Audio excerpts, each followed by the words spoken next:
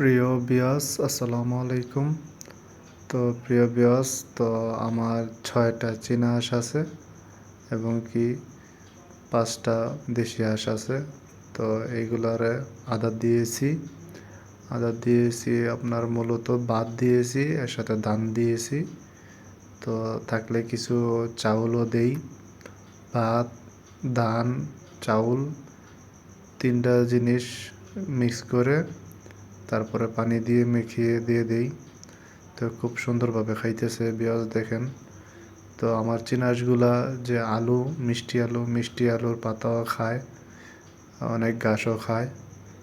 তো মাঝে মধ্যে সব কিছুই খাওয়ানোর চেষ্টা করি। তো আমার চীনা হাঁসগুলা 5 মাস চলতেছে। তো 6 মাস যখন হয়ে যাবে ইনশাল্লাহ ডিম দেওয়া শুরু করবে।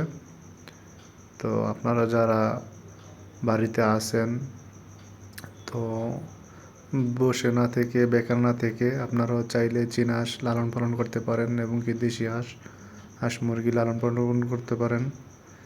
তো বিয়াস, আপনারা বসে না থেকে আপনারাও হাঁস মুরগি লালন পালন করবেন।